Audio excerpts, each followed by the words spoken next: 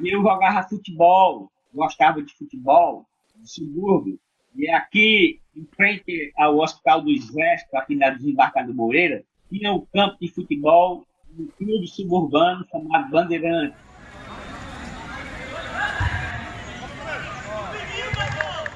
E eu levei uma bolada no olho.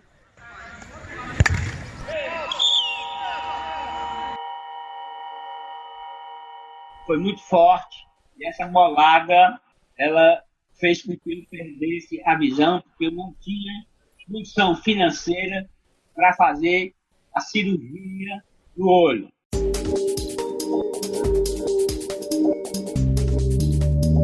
Esse podcast é uma produção de SerifaCast Multimídia. Saudações digitais, está no ar mais um SerifaCast, o seu abraço sonoro de provocações, reflexões e contação de histórias no episódio número 63. Nosso personagem de hoje me coloca assim numa situação que une emoção, catarse e euforia. Eu vou dizer por quê. Eu vou entrevistar aqui nada mais, nada menos do que a pessoa que me deu os primeiros passos sobre entrevista e sobre a escrita jornalística.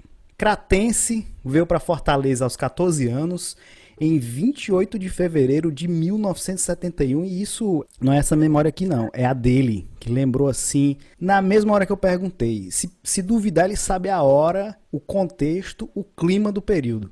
Acompanhando o pai que trabalhava em uma rede de uma concessionária, Chrysler, em Fortaleza. Ele adora piqui, que eu sei, e jornalismo. Obrigado pela presença e pela honra. Bem-vindo ao SerifaCast, professor e mestre Ronaldo Salgado. Muito obrigado. Eu sei a hora.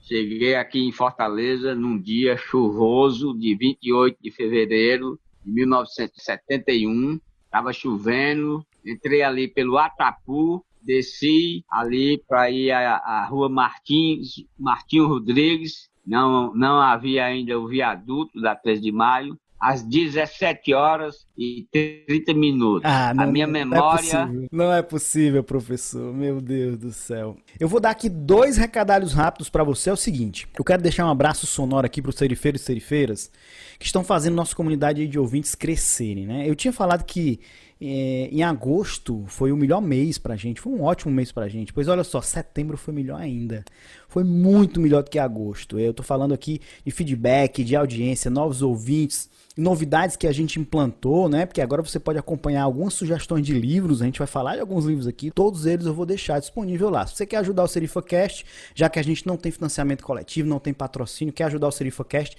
adquire os livros dos nossos links, né? Os livros dos nossos links, que um percentualzinho daquele livro é nosso. Já ajuda, né? A gente não quer muito não. Então, isso é uma das novidades. E aí, eu quero deixar um grande abraço sonoro aqui para algumas cidades. Não, Iguatu, Acopiara, Senador Pompeu, não posso deixar aqui, né? Crato do nosso convidado e Juazeiro. No Iguatu em especial, quero mandar um abraço aqui, ó. Léo Lima, um grande abraço sonoro pra você. Eu sei que você escuta todos os SerifaCast, tem vergonha de mandar e-mail pra gente, mensagem, mas a gente tem um amigo em comum, ó, se lascou. Beleza? Grande abraço sonoro. Segundo recado, quem vai dar aqui não sou eu não. É a Cíntia do Chá com Rapadura, o Sami do Milkshake chamado Wanda, Rodrigo Alves do Vida do Jornalista, Fernando Caruso dos podcasts Procrastinadores e Melhores do Mundo, Tato e Mauri, da Rede Geek, Rodrigo Bamondes, do podcast Confiante. Escuta aí o recado que eles têm pra te dar. Vou gravar aqui, aí tu corta, faz o que tu quiser, tá bom? Vamos lá. Se você é produtor, editor, apresentador ou integrante de algum podcast, temos um convite importante para você. A Associação Brasileira de Podcasters, ABPOD, prorrogou o prazo para responder o formulário da Pod Pesquisa Produtor deste ano. Você já conheceu os resultados da pesquisa? Você já conheceu os resultados da Pod Pesquisa Ouvinte? Agora chegou a sua vez. Integrante da cadeia Vamos lá. Agora chegou a sua vez. Integrante da cadeia produtiva de podcast brasileiro. Você vai poder ajudar a conhecer melhor o perfil de quem faz podcast. O formulário está disponível no site abpod.org até o dia 30 de outubro. Podemos contar com você? Eu vou fazer essa parte de novo. Podemos contar com você? Participe desta campanha. Publique nosso material E compartilhe nas suas redes de contato. A Pod Pesquisa Produtora é uma realização Da Associação Brasileira de Podcasters. Juntos pelo Podcast Nacional. É isso aí, fique com a gente e vamos ao tema.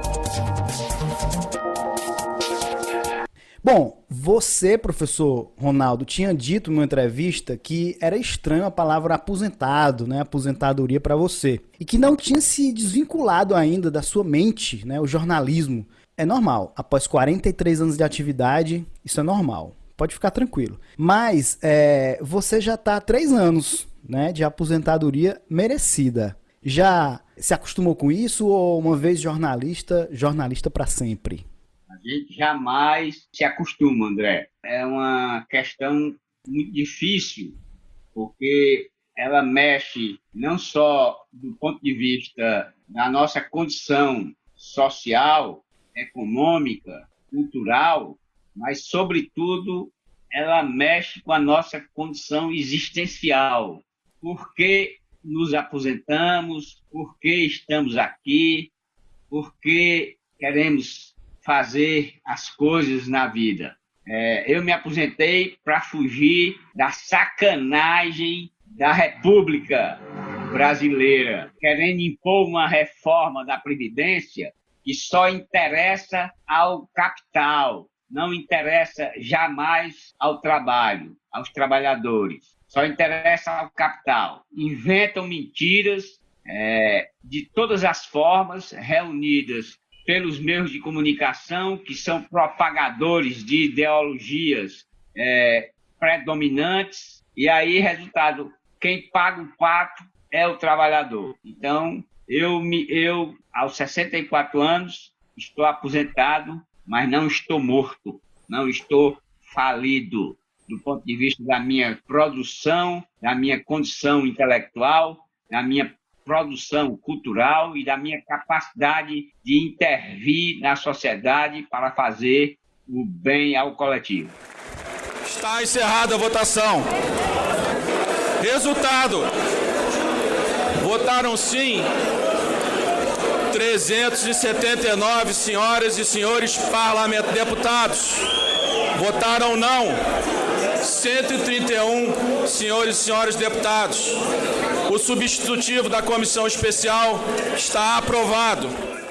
Professor Ronaldo, em 1980, quero ver realmente sua memória é boa, tá? 1980, o Estádio Castelão passou por uma reforma que aumentou a sua capacidade de 70 mil para 110 mil pessoas, né? Torcedores.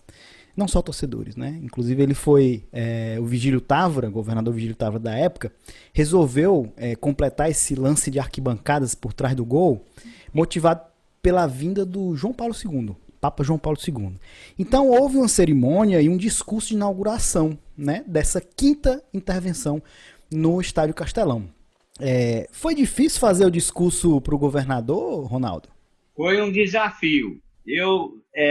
Na verdade, eu tinha saído de um estágio no jornal O Povo, porque eu quis fazer uma viagem com um irmão meu que morava em Santa Catarina para conhecer o sul do país. E o jornal O Povo disse, bom, eu tinha vaga, eu tinha acabado o estágio, o jornal O Povo queria me contratar e eu preferi fazer a viagem para conhecer. A gente fez uma viagem de carro daqui de Fortaleza até Criciúma, em Santa Catarina, mais de 4.500 quilômetros. E o jornal O Povo disse, bom, quando você voltar, eu não tenho a garantia da tua vaga. E quando eu voltei, realmente não teve a garantia da vaga. Eu arranjei um emprego numa agência de publicidade. É interessante que eu diga que eu fiz o curso de comunicação social, habilitação polivalente. Não era um curso de jornalismo como é hoje.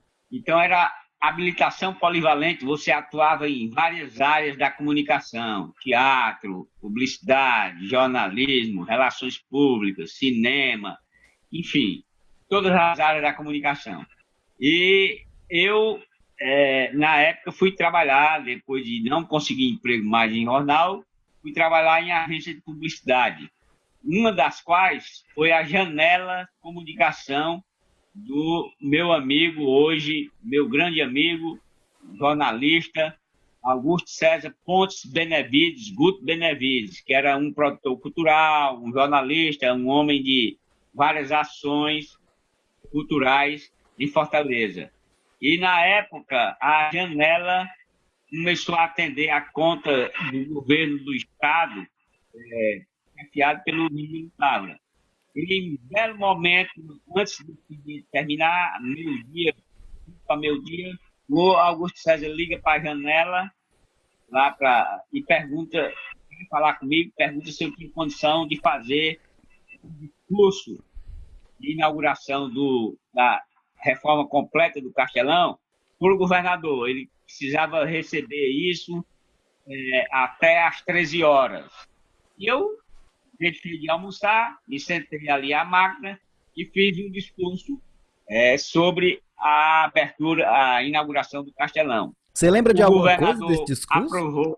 Eu me lembro que eu falei da importância do estádio para a evolução do futebol cearense, do esporte cearense, do futebol principalmente, porque era o maior. Sim. É o maior esporte preferido pela grande maioria. Então eu fiz uma redação em que falava da importância do estádio para o desenvolvimento do esporte e o governador aprovou ipsilítere. Aliás, isso foi o que determinou a minha contratação definitiva lá na agência de publicidade do Guto Benevides. Excelente. Excelente. O Ronaldo prometeu que vai procurar esses arquivos pra gente. E se ele encontrar, não vou prometer, mas se ele encontrar, a gente vai publicar nas redes sociais do SerifaCast pra você ver esse discurso aí, que eu acho que é um documento histórico, né, importante aí. A gente que preserva muito a memória aqui no SerifaCast, gosta de preservar a memória, vai ser importante pra você conhecer isso daí. O Ronaldinho vai abrir o arquivo e o coração dele aqui pra gente. Eu diria o jornalista Dorian Sampaio, vou abrir os alfarrábios. Os alfarrábios, muito bem. Pode ser inclusive o título do episódio, né? Os alfarrábios de Ronaldo.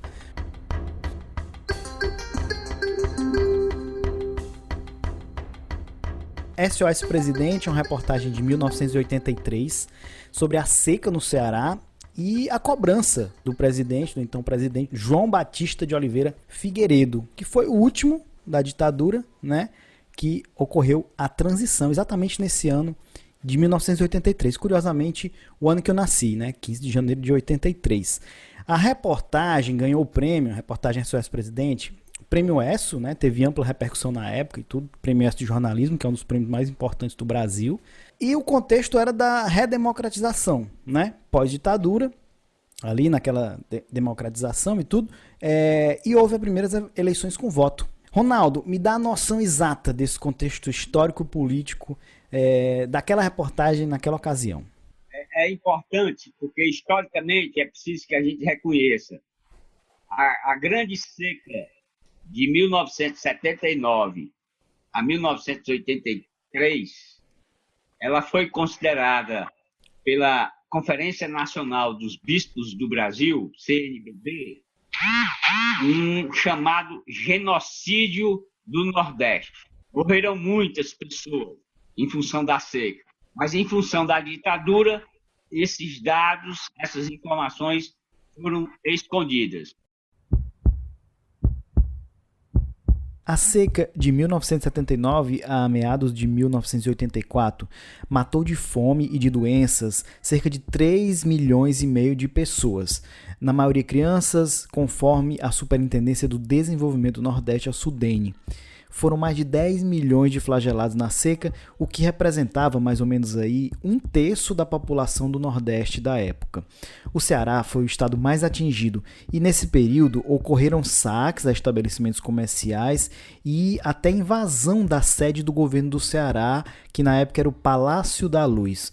Na ocasião, também havia muita revolta com o governo federal, que privilegiava os grandes proprietários de terra, ou seja, algumas coisas não mudaram muito. A ocupação do Palácio da Luz fez com que, em 26 de agosto de 1983, o Jornal do Brasil publicasse imagens feitas pelo repórter fotográfico Delfim Vieira.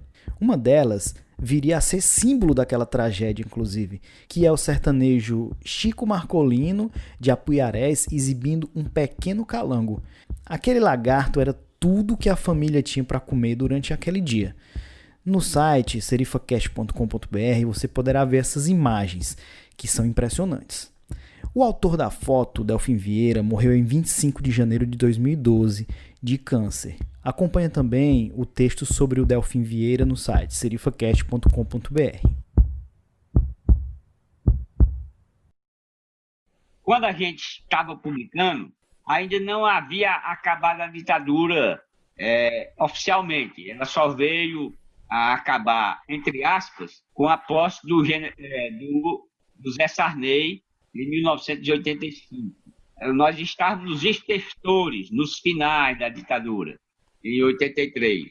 Mas foi uma reportagem importante porque ela diagnosticou para o governo uma situação de calamidade pública, calamidade de saúde, econômica, social, cultural, em que muitos dos brasileiros vivendo na região nordestina perderam a vida. Muitas das famílias perderam praticamente tudo.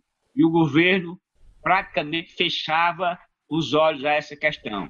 O grande jornalista, meu grande companheiro e amigo, saudoso, Dedé de Castro, ele criou essa proposta de uma cobertura de reportagem chamando SOS Presidente, para salvar o Nordeste e principalmente o Ceará, ali na região de Crateús, de Cauá, o Grandes Inhamuns, mostrando que realmente ali a situação estava periclitante, perigosa. E houve uma equipe toda formada, da qual eu tive o prazer de participar, o Nilton Almeida, Ângela Marinho, o Ellen, Giovana, Carlos Célio, Dedé de Castro, e outros companheiros que agora a minha memória não me permite lembrar. E nós fizemos um caderno chamado SOS Presidente, justamente para explicar a condição em que estava vivendo a região Nordeste, metaforicamente figurada aqui no Ceará. Então foi uma reportagem importante, porque repercutiu nacionalmente e terminou por angariar a nós todos da equipe o Prêmio Oeste de Reportagem. Você está ouvindo Serifa Cast. Nesse ano, né, 1983, o presidente Figueiredo visitou o Ceará, né? O que ele veio fazer no Ceará? Foi uma chance de mostrar essa problemática? O que ele veio fazer no Ceará? A ditadura, André, como todas as ditaduras, elas são falsas, elas são funestas à vida da condição humana. E ele veio fazer politicagem, não política. Política com P maiúsculo, quem faz são os grandes governantes, são os grandes estadistas. O general João Batista de Oliveira Figueiredo era um rola-bosta, era uma figura, só foi presidente por causa da ditadura. E ele veio aqui fazer politicagem, ele não veio aqui fazer política. Ainda bem que na época nós estávamos vivendo um movimento incrível de tentativa de acabar com o período ditatorial.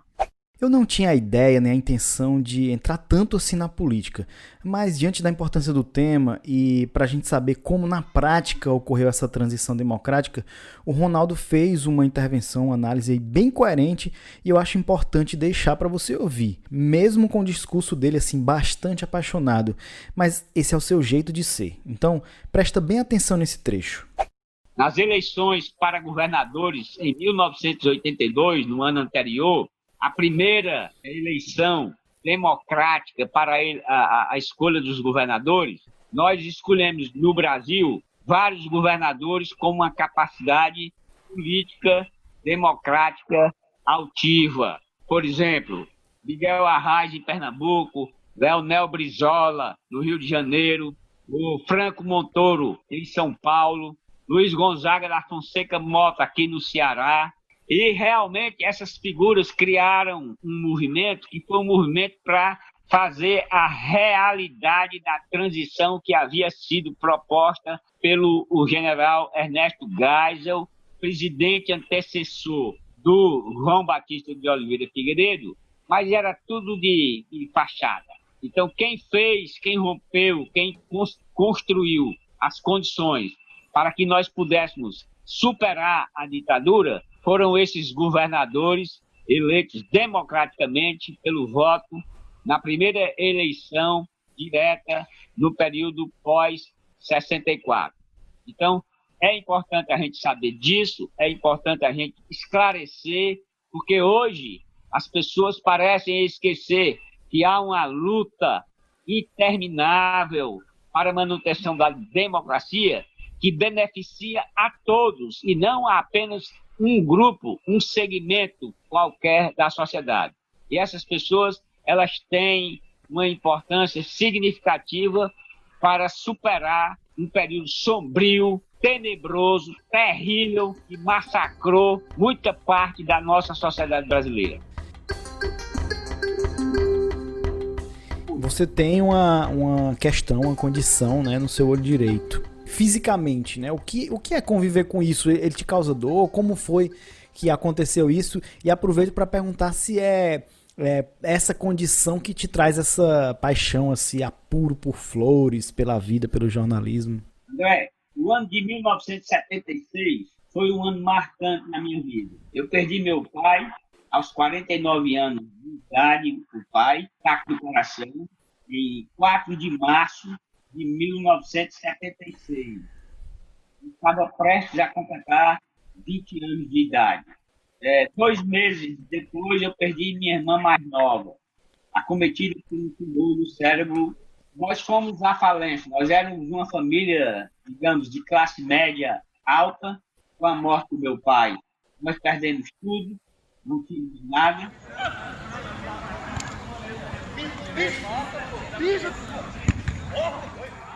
E eu jogava futebol, gostava de futebol, de subúrbio. E aqui, em frente ao Hospital do Exército, aqui na Desembarcador Moreira, tinha um campo de futebol um clube suburbano chamado Bandeirantes.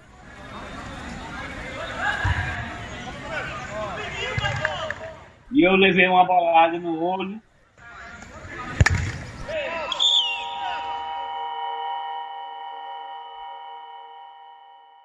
Eu encontrei uma matéria no portal Tribuna do Ceará falando sobre clubes de subúrbio e consta lá algumas informações sobre o Clube Bandeirantes, que era responsável por esse campo aí que marcou a vida do Ronaldo para sempre. No site serifacast.com.br você encontra mais informações e essa matéria completa. Foi muito forte e essa bolada ela fez com que eu perdesse a visão, porque eu não tinha condição financeira para fazer a cirurgia do olho. Até tentei pelo INAMPS na época, que depois virou INSS, era INAMPS, Instituto Nacional de Paridade Social, e depois virou Instituto Nacional de Seguridade Social. Eu não tinha condição, né? Até cheguei a me encontrar com um médico e disse que cobrava por fora para fazer a cirurgia, eu não tinha dinheiro. Então eu perdi o olho. Perdi o olho, mas não perdi a vida. E essa coisa não me incomoda, nunca me incomodou. Eu até acho que nunca pensei desse meu olho direito como sendo um problema. E a gente vive com os nossos dramas, com os nossos dilemas, mas também com as nossas potencialidades. E a minha potencialidade maior é a minha capacidade de me relacionar bem com as pessoas, de amá-las, de respeitá-las. Então, nunca nada na minha vida com esse olho direito me impediu de qualquer coisa. Tive na minha faculdade um colega, Eliano Gil de Oliveira, que depois foi jornalista da prefeitura. Ele era cego. E ele, quando eu chegava na faculdade, a uma distância de 1 metro, ele dizia sempre assim, José Ronaldo Aguiar Salgado, porque ele me conhecia pelo perfume, pelo cheiro. E ele me ensinou muito. Ele perdeu os dois, ele desde nascença, ele não tinha 2 olhos. Eu, aos 19 anos, e até hoje, é esse olho que me garante a leitura, a visão E o outro olho, as pessoas dizem assim, tu enxerga mais com esse teu olho cego do que com esse teu olho que tu tem. Isso é que é bom.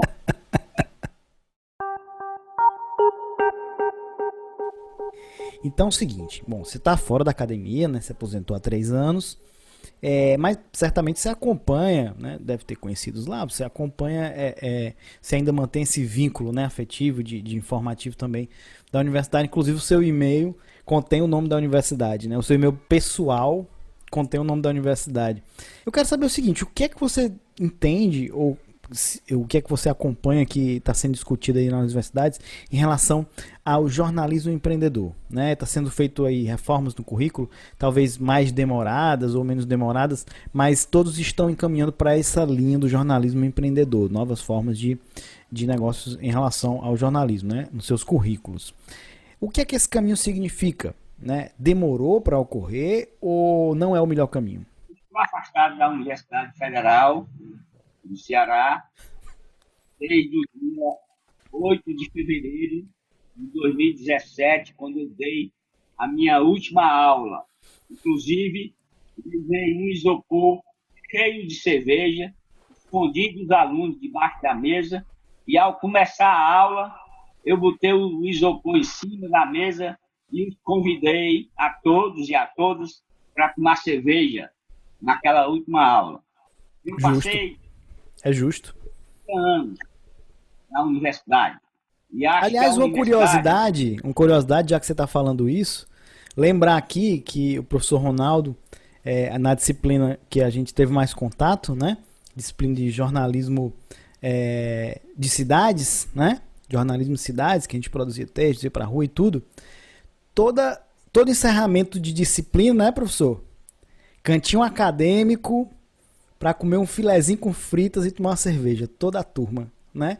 Isso é uma tradição, é um marco, é uma memória afetiva muito forte que eu tenho. Não por ter saído para beber com o professor, né? Porque isso aí é comum nas universidades e tal. Mas por esse marco, né? É um marco. Você tá ali, o bar faz parte da rua, que faz parte desse contexto de convivência, sociabilidade. E toda disciplina, né, ao final do semestre, você convidava os alunos, quem quisesse ir, você ia, e quem quisesse ir ia lá para confraternizar, né? Queria só fazer essa lembrança, esse registro aí, que é uma memória afetiva importante. Isso é importante, porque ele faz parte das condições de sociabilidade na vida. Isso é importante. Essa sua lembrança é marcante, para mim é significativa na minha trajetória de professor. Voltando à questão em si, o jornalismo está passando por transformações radicais, mas não só o jornalismo, a sociedade como um todo, a economia, a política, a cultura, a filosofia, a vida cotidiana. Todos nós estamos assistindo a um processo de transformação terrível. No caso específico do jornalismo, principalmente pela inserção das chamadas novas tecnologias de comunicação e informação, isso é de uma mudança radical. Eu, naturalmente, entendo que há necessidade de transformação do currículo, de adequação do currículo a uma nova ordem do ponto de vista profissional, do ponto de vista teórico, epistemológico e do ponto de vista cultural. Mas o meu jornalismo, que eu pratico, que eu acredito, ele não pode se submeter ou submeter a condição humana à condição tecnológica.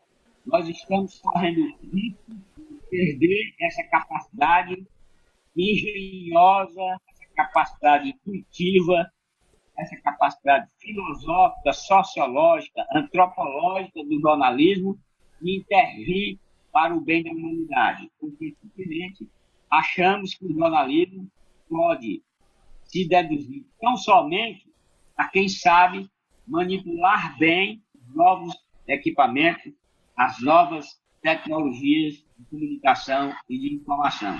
Então, eu tenho essa crítica a fazer. Mas eu não sou o dono da verdade. Eu não sei se o mercado que absorve esses novos profissionais não estão justamente querendo profissionais que estejam simplesmente aptos a lidar de uma forma melhor com a tecnologia do que com a capacidade intelectual. Eu prefiro a capacidade intelectual. Eu prefiro o jornalismo que pensa, o jornalismo que age a partir de um pensamento estruturado através de conhecimento, através de leitura, através de pesquisa, através da literatura, da cultura, do conhecimento que se faz da sociedade como um todo, no sentido mais complexo do termo, e não somente a sociedade que domina a capacidade tecnológica que está marcando nessa transição de agora. Já deu para perceber, professor Ronaldo, e aqui eu estou só ratificando o que eu já sabia de há muito tempo, a sua memória é impressionante, né? Sua memória, sua atenção, sua capacidade de apresentar as ideias é algo assim realmente que impressiona, né? Você olhar sobre a vida, sobre o jornalismo, sobre as relações humanas, tudo isso também é muito invejável, né? Deve ser difícil para você que tem uma sensibilidade, como se você tivesse um superpoder de sensibilidade aumentada, né, em relação às coisas, aos sentimentos, né? Deve ser muito difícil para quem tem essa sensibilidade aumentada se colocar nesse mundo, colocar a sua lupa, sua sensibilidade no mundo que a gente está agora, no Brasil que a gente está agora, né? E aí o ser humano destruindo o planeta, presidente do Brasil destruindo a vida e as relações, né, as pessoas divididas, né? Enfim, o quão é dolorido ter esse caminho de estar na condição que nós estamos. Existe um fio de esperança, professor Ronaldo? É muito complicado. Eu perdi pessoas queridas do meu convívio, inclusive do convívio familiar, porque eu estava do lado democrático, então eu respeito muito as diferenças. O nosso convidado gravou no celular. A gente gravou pelo Zoom no celular e ele estava segurando o celular na mão o tempo inteiro. Não conseguiu um lugar para fixar o celular. Então, em alguns momentos, quando ele se exacerba mais, que ele fala de forma mais apaixonada, ele, além de tremer o celular, e coloca o dedo no microfone. E assim, eu não quis intervir o tempo inteiro sobre esse ponto, né? Então, nesse trechinho, eu peço um pouquinho de paciência, que ele tá um pouco ruim o áudio. Peço desculpas e agradeço a compreensão de vocês, porque é o momento em que aflora mais a emoção do Ronaldo. Eu tive um pai que ajudou a levar pessoas para fora do país, por uma ditadura nefasta, e eu tive uma condição de, hoje, entender que tem pessoas da própria família que não me aceitam, que me rejeitam porque eu penso diferente. Eu sou uma pessoa politicamente esclarecida. Então, eu acho que o Brasil caminha para uma situação absurdamente terrível.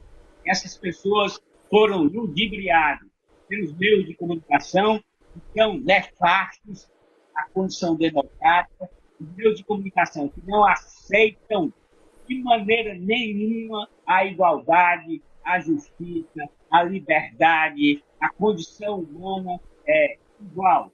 Eu me sinto mal, eu me sinto ruim, eu me sinto absolutamente agredido por esta condição, porque é uma condição que impede que nós cresçamos como civilização, um processo civilizatório. Então, o que está acontecendo no Brasil hoje é simplesmente a desconstrução de um processo civilizatório que é rico, que é importante. E as pessoas, a maioria delas, que votaram, que seguram, que sustentam esse governo, não leem, não aprendem, não sabem, não têm cultura suficiente para entender o que é que está acontecendo. E isso é lamentável. Como é que você resolve isso? Qual o fio de esperança que a gente pode ter? É difícil, não temos, porque há uma história de família, a família como sendo uma grande célula, e eu vejo aí vários casais que frequentam encontros de casais com Cristo na igreja para manter a família, e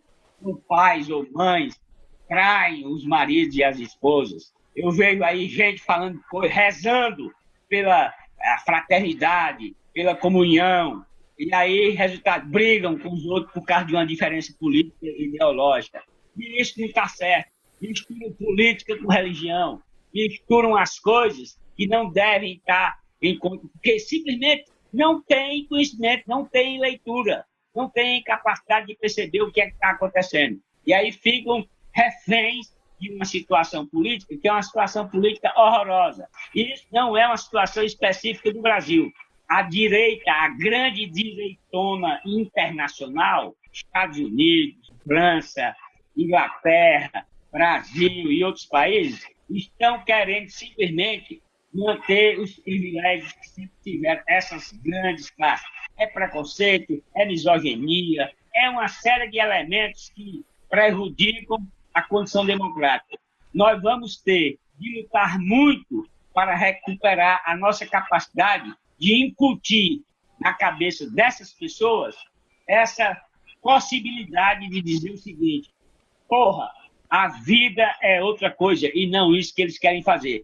O senhor citou aí a direita, né? Direita internacional, e aí quando fala em direita a gente pensa do valor mais conservador. E aí eu te faço uma pergunta: o problema é ser de direita? O problema é ser conservador?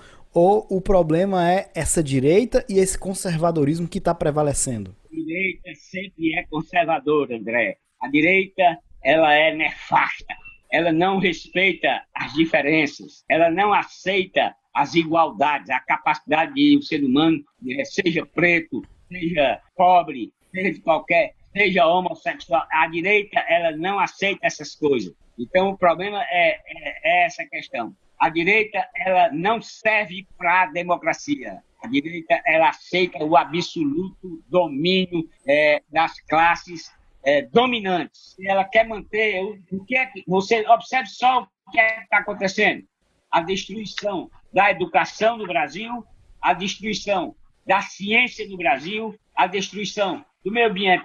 O problema não é que nós sejamos de esquerda. Eu me considero uma pessoa de esquerda porque eu respeito o outro, porque eu respeito a liberdade, porque eu respeito o conhecimento, porque eu respeito as diferenças, porque eu entendo a capacidade de a gente divergir socialmente sem entrar num conflito armado, professor, um conflito.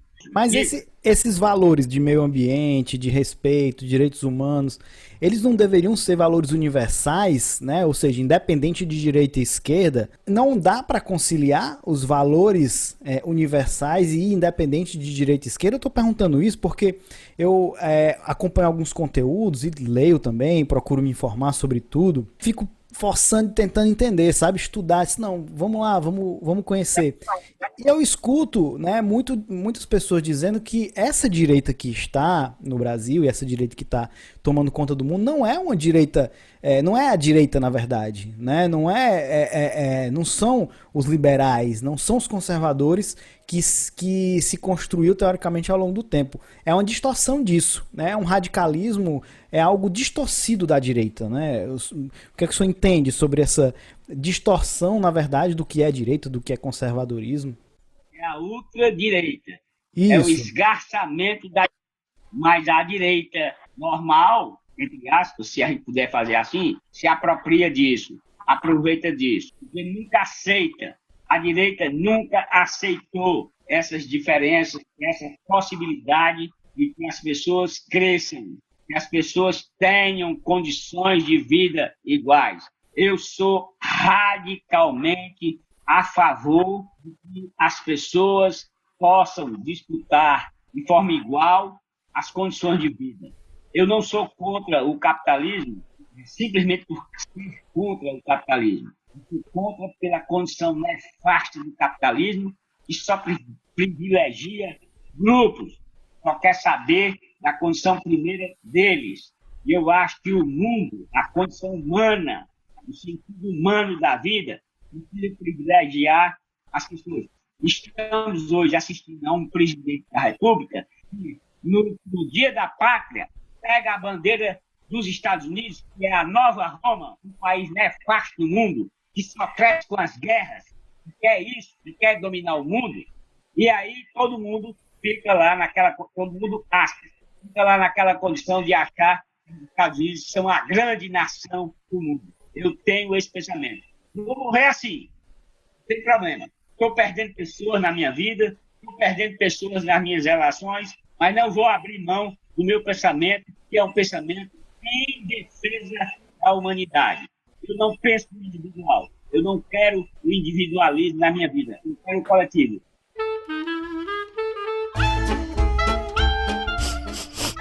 Cheiro do queijo.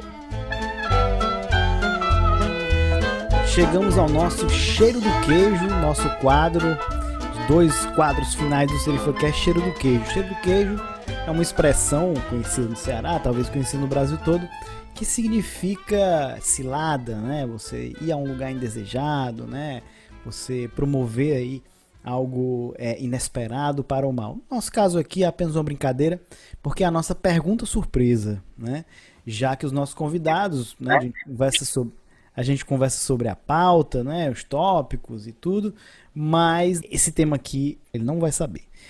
O jornalismo desaprendeu ou esse novo jornalismo ainda está engatinhando e a gente não sabe bem o que é? André, a transição de gerações em gerações termina por influenciar. Infelizmente, o que predomina hoje é essa capacidade de o jornalista lidar tecnologicamente com os artefatos de comunicação, com as estruturas de comunicação colocadas ao alcance da sociedade pelas novas tecnologias. É como se nós alijássemos um pouco a capacidade intelectual, cultural, teórica, humanista do jornalista. Eu não quero ser absoluto nessa questão.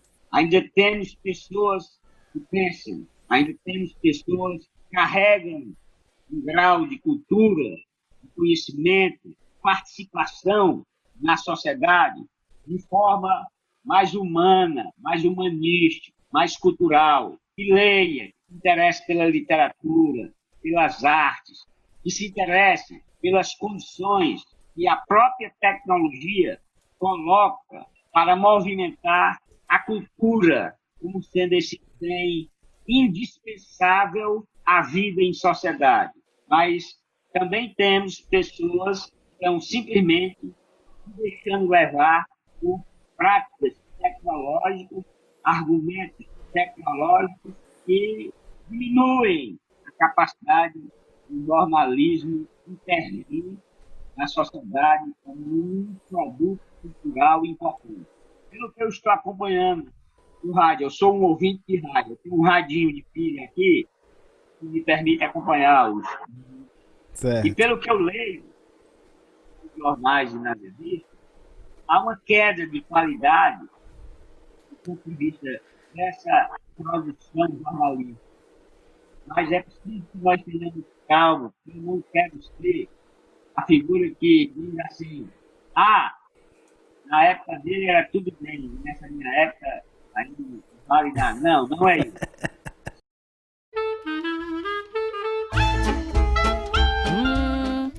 Follow and unfollow. Então, professor Ronaldo Salgado, para quem vai o seu follow? Newton Melo Almeida, jornalista, professor, historiador, um dos grandes pesquisadores, inclusive agora, recentemente, lançando livros sobre a presença da cultura judaica no Ceará. O livro citado pelo Ronaldo, Judeus no Ceará, século XIX e século XX, tá com um link aí na postagem para você adquirir se você preferir.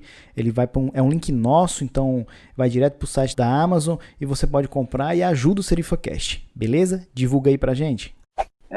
Com quem eu trabalhei no Diário do Nordeste, uma pessoa séria, foi presidente do Sindicato dos Jornalistas, foi presidente da ACI, foi presidente da Federação Nacional dos Jornalistas e uma pessoa comprometida com a verdade, com o jornalismo responsável, com o jornalismo ético e com o jornalismo sério, ancorado, inclusive, na própria realização das questões mais caras à manutenção da vida democrática do país.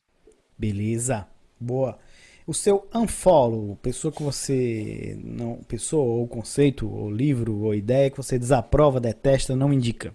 Jair Messias Bolsonaro, uma fraude completa, absurda, uma figura nefasta na história não do Brasil, na história da humanidade, mentiroso, um crápula, uma pessoa desrespeitosa com a condição humana, com as mulheres, com os negros, com os indígenas, com os quilombolas, uma figura que veio simplesmente para destruir o que o regime democrático tem de importância para a solidificação da vida em sociedade. É uma pessoa com a qual jamais irei concordar, jamais irei votar, jamais irei respeitar, simplesmente porque é um homem que desrespeita a sua própria condição. Professor Ronaldo, muito obrigado pela sua presença aqui. Eu tenho certeza que foi uma ótima contribuição. Aí, sua paixão, sua sensibilidade em tudo que você faz, em tudo que você fala. Muito obrigado por estar aqui com a gente. Eu quero agradecer pela oportunidade que você me deu de poder contribuir com o debate numa situação como a nossa que nós estamos vivendo. Fico muito feliz de reencontrá-lo, de poder falar com você e agradeço imensamente essa oportunidade que você me deu. A gente que agradece, a gente que fica muito feliz, eu particularmente. E você, cara ouvinte do SerifaCast, serifeiro e serifeira, gostou desse debate? Gostou da paixão do Ronaldinho? Eu tenho certeza que você se apaixonou por ele. E fica aqui o convite, Ronaldo, pra gente tomar uma cerveja juntos, muito em breve aí. Eu sei que você tem uma varandinha aí que recebe pessoas, nunca me convidou, brincando, já me convidou. Não, tá convidado. Mas... Passando aí essa pandemia, você vai ser, eu quero você aqui, na sua família. Legal, legal. Procura aí o SerifaCast, todos vocês ouvintes do SerifaCast, @SerifaCast, você que está chegando agora, que está conhecendo agora, @SerifaCast em todas as redes sociais, Facebook, Twitter, Instagram, nosso site serifacast.com.br, procura a gente também no Medium, basta você botar no Google aí SerifaCast, você vai encontrar todas as nossas redes sociais. Muito obrigado pela sua audiência, grande abraço, tchau!